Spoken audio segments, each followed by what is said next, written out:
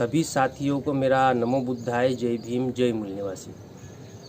साथियों, आपने भारत मुक्ति मोर्चा के राष्ट्रीय अध्यक्ष वामन मेश्राम जी के भाषणों में या उनके इंटरव्यू में कई बार उनके मुंह से ऐसा सुना होगा कि वो कहते हैं कि 45 साल से मैं संगठन का काम कर रहा हूँ या संगठन का नेतृत्व कर रहा हूँ।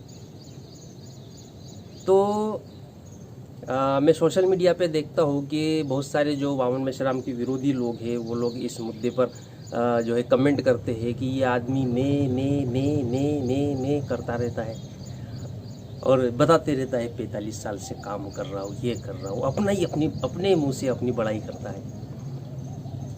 तो खैर, विरोधी लोग क्या सोचते हैं उसको अभी जाने देते हैं, लेकिन आज के इस वीडियो में हम ये जानने का प्रयास करेंगे कि आखिर 45 साल से संगठन के काम करने का क्या मतलब है, उसमें आने वाली कठिनाइयाँ आखिर ऐसी कौन सी होती है। इन सब बातों पे हम लोग आज चर्चा करेंगे। तो पहली बात तो ये है कि 45 साल से संगठन चलाना ये अपने आप में एक बड़ी उपलब्धि तो है, लेकिन उससे ज़्यादा महत्वपूर्ण बात ये है कि वो संगठन किस उद्देश्य के लिए, किस विचारधारा के लिए और उसकी कार्यप्रणाली क्या है जिसको लेकर वो संगठन चलाया जा रहा है, ये उससे ज़्यादा महत्वपूर्ण बात है। ये संगठन तो ऐसे चलाने वाले भारत में कई लोग मिल जाएंगे जो 45 साल से चला रहे हो, लेकिन उसका उद्देश्य, विचारधारा, उसका कार्य करने का तरीका, पद्धति, जब इसके ऊपर जब हम उसका परीक्षण करेंगे तो पता चलेगा कि अरे ये तो मामला तो गड़बड़ है। तो 45 साल से संगठन चला रहे वामन मेश्राम जी, तो उसका उद्देश्य व्यवस्था परिवर्तन है। इसका मतलब जो इस्टेब्लिश शासक वर्ग है उस शासक वर्ग के खिलाफ में संगठन चलाना। फिर फुले शाहू अम्बेडकरी विचारधारा, जो क्रांतिकारी विचारधारा है, जो ब्राह्मणवाद के ऊपर कुठाराघात करती है, जो इस्टेब्लिश ब्राह्मणवाद है उसके ऊपर वो हमला करती है, फुले शाहू अम्बेडकरी विचारधारा, उस विचारधारा को लेकर लगातार काम करना, ये कोई मजाक तो है नहीं। तो 45 साल से जो संगठन का नेतृत्व कर रहे या काम कर रहे हैं, तो इसमें बहुत सारी परेशानियां आती है, कठिनाइयां आती है। उन कठिनाइयों में सबसे पहली कठिनाई तो बहुजन समाज से निर्माण होती है। जब वामन मेश्राम जी ने ये काम करना शुरू किया था तो उस समय बहुजन समाज के लोग सुनने को भी तैयार नहीं थे। साधन संसाधन देना दूर की बात है, सुनने के लिए भी तैयार नहीं थे। तो ऐसी परिस्थिति में फुले शाहू अम्बेडकरी विचारधारा का प्रचार प्रसार किया। जेब में पैसे नहीं होते थे, चाय और नाश्ते के ऊपर कई दिन निकल जाते थे। भारत में ऐसा कोई रेलवे स्टेशन नहीं है जहाँ के मच्छर वामन मेश्राम को नहीं जानते। प्रत्येक रेलवे स्टेशन के मच्छरों ने वामन मेश्राम का खून चूसा है। कहने का मतलब कि मेश्राम जी ने घूम घूम के पूरे भारत में इतने बड़े संगठन का निर्माण करने का और उस विचारधारा और लक्ष्य को ध्यान में रखते हुए संगठन का निर्माण करने का काम इन 45 साल में किया। तो भारत में ऐसा कोई रेलवे स्टेशन नहीं है जहाँ वो नहीं गए होंगे। पैसे नहीं होते थे, रेलवे स्टेशन के ऊपर, रेलवे स्टेशन पर ही चादर बिछा के वही सो जाना पड़ता था। इन सारी कठिनाइयों में से संगठन को चलाना तो बड़ी बात है। तो ये बहुजन समाज को तैयार करते समय बहुजन समाज में ही सबसे पहले कठिनाई का सामना करना पड़ता है। उस कठिनाई को पार किया गया। फिर आप सोचिए कि अगर वामन मेश्राम जी विचारधारा को लेकर, एक निश्चित उद्देश्य को लेकर लगातार काम कर रहे हैं, तो दुश्मन क्या उनको लालसा देने का या धमकी देने का काम नहीं किया होगा इतने सालों में। तो सबसे पहले लालसा ही दी होगी। लेकिन उस लालसा में वामन मेश्राम जी नहीं फंसे, और वो नहीं फंसे उसका कारण ये है कि उन्होंने अपने चित्त पर नियंत्रण रखा। ये बहुत बड़ी बात है जो बताया जाता है ना बुद्ध द्वारा, चित्त पर नियंत्रण, चित्त पर नियंत्रण। सामने से अगर लालसा आ रही है और उसको नकार देना, वो चित्त पर नियंत्रण है।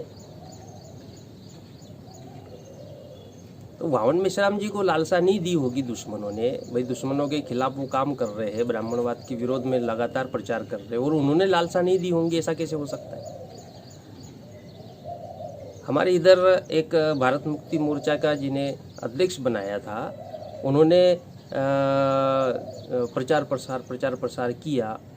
1 साल बाद उनको वहाँ के जो लोकल विधायक है, उनके माध्यम से उनके जो चेले चपाटे हैं, वो ऑफ़र लेके आए थे भारत मुक्ति मोर्चा के अध्यक्ष के लिए कि अगर आप हमारे साथ मिलकर काम करते हो तो नगर निगम की तरफ से आपको गुमठी हम अलर्ट करा देंगे, वहाँ बढ़िया अपनी दुकान चलाइएगा। लालसा आई ना। तो इतने छोटे स्तर पर एक भारत मुक्ति मोर्चा के एक लोकल के अध्यक्ष को जब वो कंटिन्यू साल भर काम किए, उसका समाज में चारों तरफ जो है उनके चर्चा होने लगी, तो विधायक ने अपने चेले चपाटों को भेजा और जितनी औकात है उसके हिसाब से लालसा दी। तो लालसा तो दी।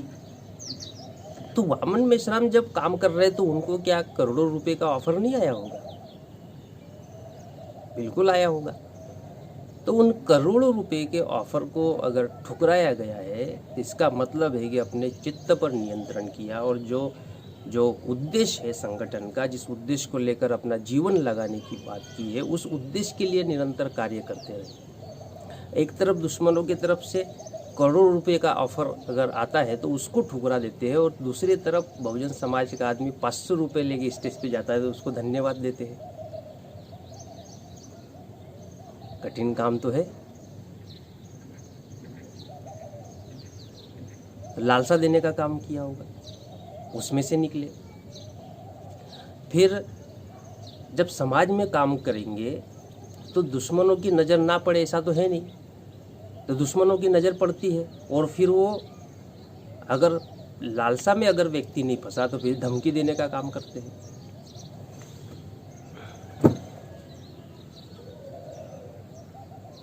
धमकी देने का काम करते हैं। तो उस धमकी का भी जवाब निर्भीक होके दिया, तो उसके लिए भी चित्त पर नियंत्रण होना जरूरी है। नहीं तो हमारे लोग जो जरा सी धमकी मिल गई घर में बैठ जाते हैं। अभी का हमारे पास में हरियाणा का उदाहरण है, वामन मेश्राम जी को जान से मारने की धमकी दी थी।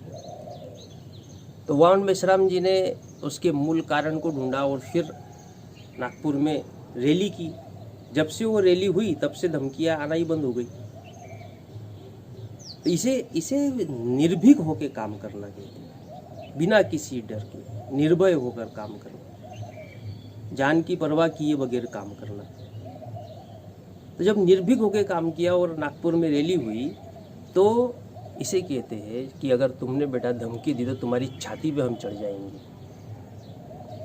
ये उसका मीनिंग है। छाती पे चढ़ने का मतलब कि हम डरने वाले नहीं है। तुम क्या सोच रहे हो कि धमकी दे दी तो डर जाएंगे, घर में बैठ जाएंगे? तुम्हारे छाती पे चढ़ेंगे। तो चढ़े, नागपुर में रैली हुई, धमकियां देना ही बंद हो गया। तो ये सारी कठिनाइयां आती है। फिर संगठन जो होता है, दुश्मन अगर ये लालसा में और धमकी से भी नहीं डरा तो फिर संगठन में तोड़फोड़ करने का काम करता है। तो तोड़फोड़ भी हुई, वहाँ से भी अपने नेतृत्व कुशलता के कारण और रणनीति बनाकर वहाँ से भी संगठन को बाहर निकाला, समाज को बाहर निकाला और इतने बड़े राष्ट्रीय स्तर के संगठन का निर्माण किया।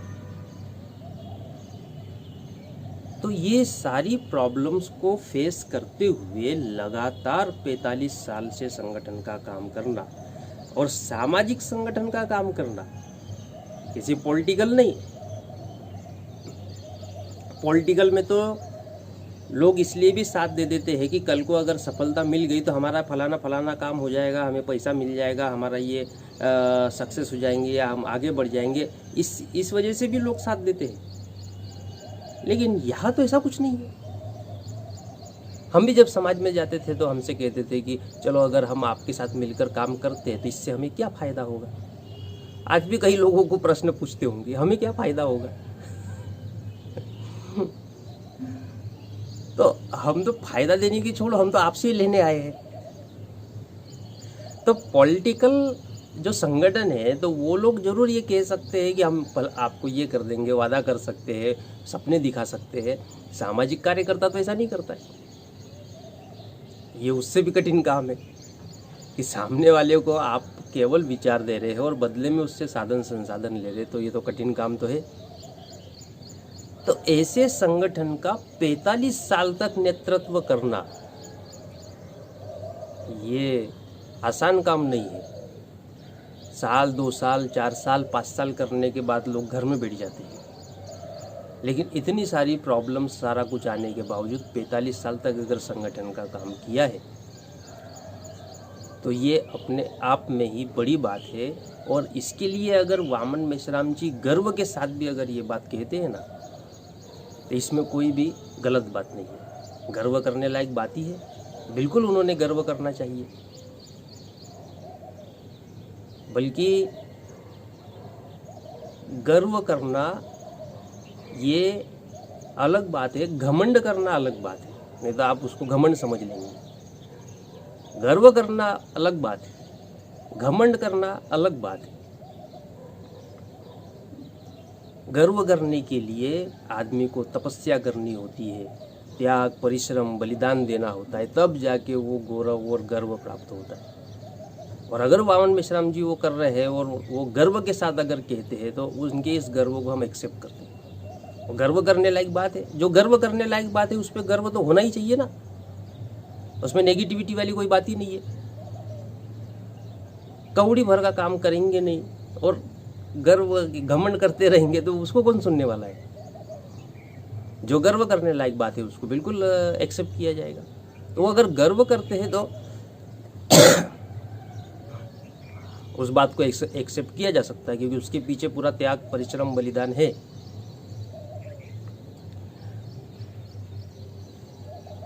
दूसरी बात कि आज के वर्तमान समय में बहुजन समाज में ऐसा कौन सा लीडर है जिसके पास 45 साल का सामाजिक संगठन चलाने का अनुभव है।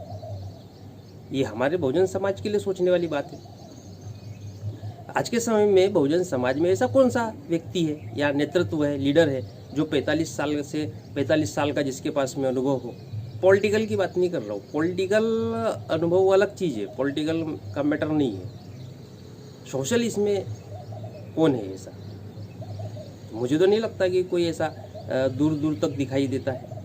और अगर छोटे मोटे संगठन अगर और सामाजिक संगठन की बात की जाए, तो वो या तो कभी कांग्रेस के नेताओं के पास चले जाते हैं या कभी बीजेपी के नेताओं के पास चले जाते हैं। तो वो कोई लीडरशिप तो कहीं नहीं जा सकती जो दुश्मनों के ही नेताओं के पास चले जाते हैं जी हुजूरी करने के लिए। फुले शाहू अम्बेडकरी क्रांतिकारी विचारधारा को लेकर लगातार 45 साल से संगठन का काम करना, दुश्मनों से भिड़ना, बहुजन समाज के भी विरोधों को झेलना और बदनामी झेलना वगैरह वगैरह सारा करके लगातार निरंतर एक उद्देश्य के लिए, व्यवस्था परिवर्तन के उद्देश्य के लिए लगातार काम करने वाला भारत में वर्तमान में कौन सा लीडर है वामन मेश्राम के अलावा? तो कोई लीडर दिखाई देता नहीं है। तो मैं 45 साल से संगठन का काम कर रहा हूँ। ये जो डायलॉग है, ये डायलॉग का मीनिंग ये है कि समाज के जो लोग हैं, जो बहुजन समाज के लोग हैं, जो बुद्धिजीवी लोग हैं, वो इस बात पर जरूर विचार करेंगे ना। वो जरूर इस बात पर विचार करेंगे कि 45 साल से अगर काम कर रहा है ये व्यक्ति, तो इतना धैर्य, इतना पेशेंस के साथ अगर काम कर रहा है, इतनी सारी परेशानियां उठाकर काम कर रहा है, तो ऐसे बंदे को साथ सहयोग करना चाहिए। तो ये जो डायलॉग है, ये बहुजन समाज का साथ सहयोग लेने वाली बात है। जो बुद्धिजीवी लोग ऐसा सोचेंगे, जो सामान्य लोग हैं वही सोचेंगे इतने साल से काम कर रहे, हमने तो ऐसा कोई आदमी नहीं देखा कि 45 साल से लगातार बाबा साहब की विचारधारा, फुले शाहू अम्बेडकरी विचारधारा, मूल्यवासी महापुरुषों की विचारधारा को लेकर काम कर रहा हो, तो वो साथ देंगे। तो मेश्राम जी कहते हैं कि दुनिया साथ नहीं देती है, साथ लेना पड़ता है। तो ये साथ लेने वाली बात है। लोग साथ देते हैं, ऐसा नहीं कि नहीं देते, लगातार काम करते रहो तो लोग साथ देते हैं। तो ये इस डायलॉग का प्रभाव पड़ता है। दूसरा प्रभाव विरोधियों पर पड़ता है। जो विरोधी है बहुजन समाज के लोग हैं, लेकिन वावन मेश्राम की विरोधी, तो वो उनके पास में इस डायलॉग का कोई जवाब नहीं है। भाई वो ऐसा नहीं कह सकते कि वावन मेश्राम झूठ बोल रहा है, वो 45 साल से काम नहीं कर रहा, ऐसा तो बोल नहीं सकते। वो ये भी नहीं बोल सकते कि वावन मेश्राम जो है वो 45 साल से अगर काम कर रहा है तो उसने दुश्मनों से समझौता किया, ऐसा भी नहीं बोल सकते। तो फिर बचता क्या उनके पास? तो उनके पास बचता है कि आदमी मैं करते रहता है, बस हो गया। अरे तो इसका कोई तुक थोड़ी बनता है कि मैं करते रहता है। अरे उसने किया इसलिए बोल रहा है।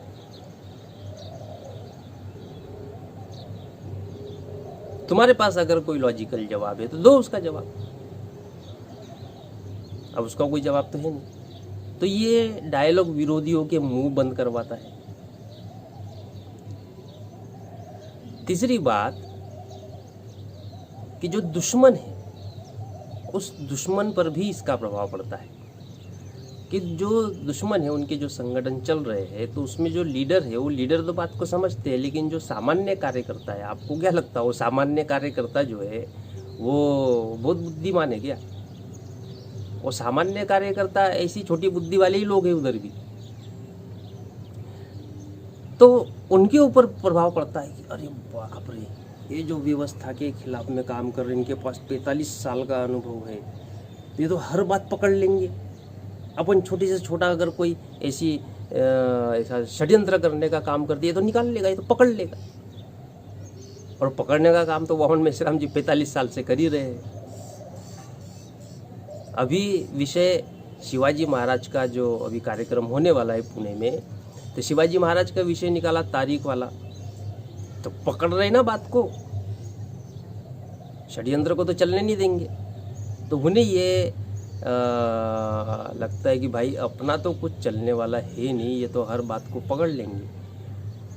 ब्राह्मण का जो मानसिक रूप से जो ऊंचापन है ना, वो पता है किस लिए होता था या किस लिए होता है? क्योंकि वो जो जाल फेंकता है वो सामान्य लोग पकड़ नहीं पाते, इसलिए वो मानसिक रूप से मजबूत रहता है।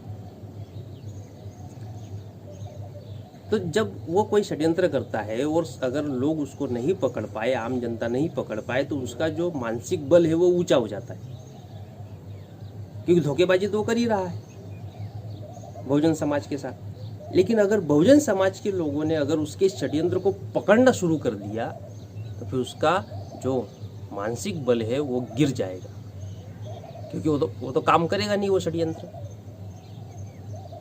तो ये कब ये पॉसिबल होता है? जब लगातार समाज में काम किया जाता है। तो दुश्मनों को भी लगेगा कि हम कोई सा भी षड्यंत्र करें, यार ये आदमी पकड़ लेगा, इसके पास 45 साल का अनुभव है। ये दुश्मनों पे प्रभाव पड़ता है। इसलिए अगर मेश्राम जी ये कहते हैं कि मैं 45 साल से संगठन का काम कर रहा हूँ, तो मैं ये कहता हूँ कि उन्होंने डंके की चोट पे ये बात कहनी चाहिए और कार्यकर्ताओं ने भी कहनी चाहिए। ये ऊपरी तौर से आपको नहीं दिखाई देता है, लेकिन जब ये बात सुनने के बाद जब व्यक्ति अपने घर पर जाता है, चाहे बहुजन समाज का व्यक्ति हो चाहे दुश्मन हो, जब वो अपने घर पे जाता है, इसके ऊपर विचार करता है, तो बहुजन समाज का बल बढ़ता है और दुश्मनों का बल नीचे जाता है। तो ये इस डायलॉग के पीछे का कारण है। मैं करना कोई कारण नहीं है। तो इस मुद्दे पे मैं आज इतना ही कहना चाहता था। बहुत सारी बातें इसमें हो सकता है रह गई हो, या जो मुझे बताने लायक लगा, जो बातें ऐसी लगी कि इस डायलॉग से जुड़ी हुई है, तो उन बातों को मैंने इस वीडियो में बताने का प्रयास किया। यदि अच्छा लगा हो तो लाइक करिएगा, कमेंट करिएगा। और आपका भी अगर इससे संबंध में अगर कोई पॉइंट ऐसे जो जो रह गए हो और या आपको लगता है कि वो इम्पोर्टेंट पॉइंट है लेकिन उसे मैंने वीडियो में कवर नहीं किया है, तो आप कमेंट में ज़रूर इस डायलॉग से रिलेटेड पॉइंट को ज़रूर जोड़िएगा। उसे मैं अगले वीडियो में शामिल करने की कोशिश करूँगा। सभी साथियों को नमो बुद्धाय, जय भीम, जय मूल्यवश।